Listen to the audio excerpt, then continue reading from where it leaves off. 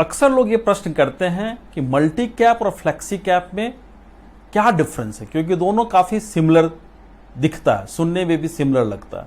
तो आज हम लोग यही डिस्कस करेंगे कि मल्टी कैप और फ्लेक्सी कैप जब भी म्यूचुअल फंड की बात करते हैं तो दोनों में क्या सिमिलैरिटी है और क्या डिफरेंसेस।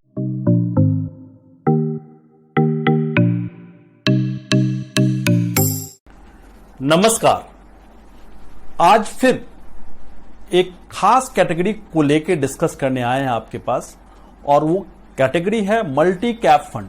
जब भी हम लोग म्यूचुअल फंड की बात करते हैं और डाइवर्सिफाइड पोर्टफोलियो की बात करते हैं तो एक बहुत ही इंपॉर्टेंट एस्पेक्ट होता है कि डाइवर्सिफिकेशन। तो मल्टी कैप में किस तरह से डाइवर्सिफिकेशन होता है वो हम लोग आज जानेंगे। साथ ही साथ हम लोग ये जानेंगे कि मल्टी कैप फंड्स में किस किस तरह के फंड्स किस किस तरह की कंपनीज में इन्वेस्ट करती है फंड हाउसेस। एंड थर्ड, हम लोग ये भी जानेंगे कि मल्टी कैप और फ्लेक्सी कैप दोनों में क्या सिमिलैरिटी और क्या डिफरेंसेस है। तो सबसे पहले मल्टी कैप, जो कि नए नियम कानून सेबी के द्वारा आए हैं, उसके हिसाब से मल्टी कैप उस तरह के फंड्स हैं जिसमें कंपल्सरीली 25%, 25% लार्ज कैप कंपनीज में रखनी होती है, यानी कि टॉप 100 कंपनीज जो इंडिया की है उसमें 25% इन्वेस्ट करना होता है। मिड कैप यानी कि जो 100 के बाद की 150 कंपनीज हैं उसमें 25% इन्वेस्ट करना होता है, और थर्ड 25% करना होता है स्मॉल कैप, यानी टॉप 250 कंपनीज के बाद की जो कंपनीज हैं उसमें इन्वेस्ट करना होता है। यानी 75% कंपल्सरीली फिक्स्ड है कि कहां कहां फंड मैनेजर को पैसे डालने हैं।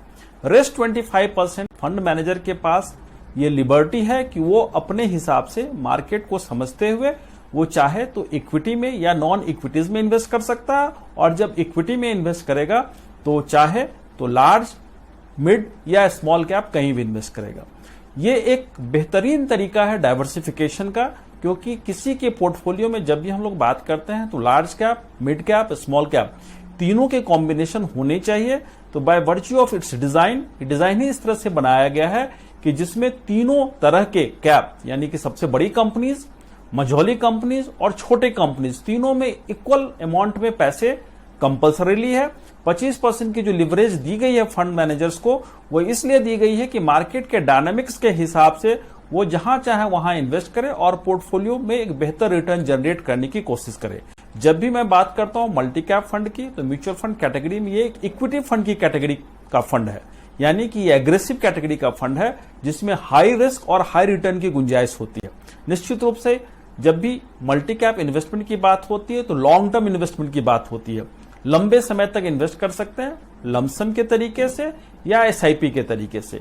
दूसरा, इसमें टैक्सेशन के एंगल से देखें तो जो गवर्नमेंट, जो इनकम टैक्स डिपार्टमेंट के द्वारा निर्धारित है कि इसमें long term capital gain as well as short term capital gain जो इक्विटीज के लिए लगता है, सिमिलर इस फंड के लिए भी लगता है।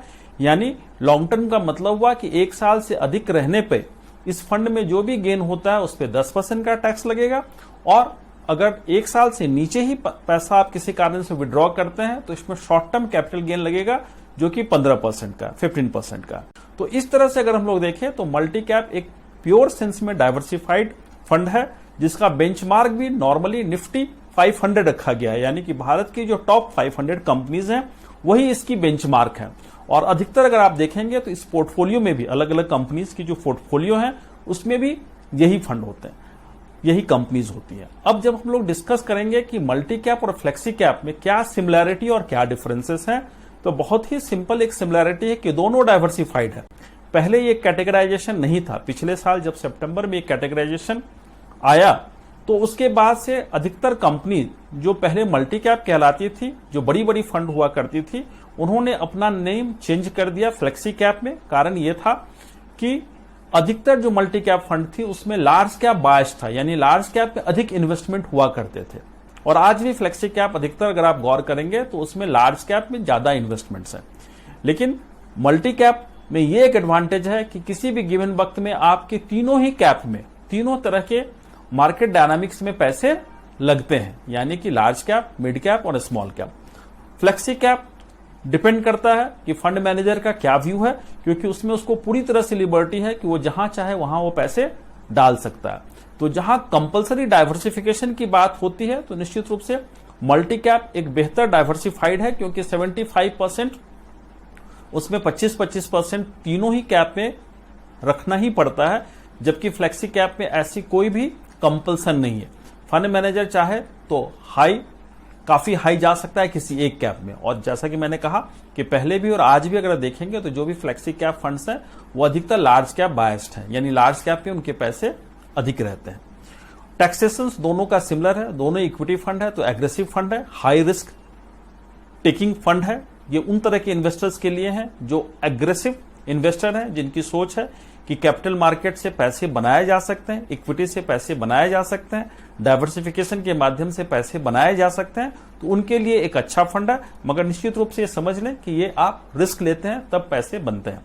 फंड मैनेजर, जितने भी फंड मैनेजर्स हैं, जितने भी फंड हाउसेस हैं, सभी की प्रयास यही रहती है कि बेस्ट जो रिटर्न हम जनरेट कर सकें वो रिटर्न जनरेट करके देते हैं। अगर आप इस मल्टी कैप या फ्लेक्सी कैप में इन्वेस्टमेंट का मन बना रहे हैं तो मैं दो चीजें कहूंगा कि आप मेरी इंफॉर्मेशन पे बेस्ड होकर सिर्फ ना करें, आप अपनी ड्यू डिलिजेंस खुद करें और साथ ही साथ अगर किसी इन्वेस्टमेंट प्रोफेशनल से जुड़े हैं तो उनके साथ बैठ के अपनी सुटेबिलिटी भी चेक करें। आज जब मैंने म्यूचुअल फंड्स और फंड्स की बात की है तो दो डिस्क्लेमर मैं फिर आज देना चाहूंगा। सबसे पहला कि mutual funds are subject to market risk, so read the offer document carefully. And second, मैं खुद एक म्यूचुअल फंड डिस्ट्रीब्यूटर हूं। आप इस तरह की और भी इंफॉर्मेशन हमारे चैनल के माध्यम से चाहते हैं तो कृपया लिखें, कमेंट बॉक्स में आएं और बताएं कि किस फंड्स के बारे में, किस चीजों के बारे में, इन्वेस्टमेंट से रिलेटेड कोई भी जानकारी, इकोनॉमिक्स फाइनेंस से रिलेटेड कोई भी जानकारी चाहते हैं तो काइंडली आएं और बताएं। आपको फिर से मैं बहुत बहुत धन्यवाद देता हूं कि जिस तरह से चैनल को आप लोग लगातार देख रहे हैं और लगातार जो सब्सक्रिप्शंस बढ़ रहे हैं उसके लिए एक बार फिर से आप लोग को नमस्कार और बहुत बहुत धन्यवाद। Thank you very much.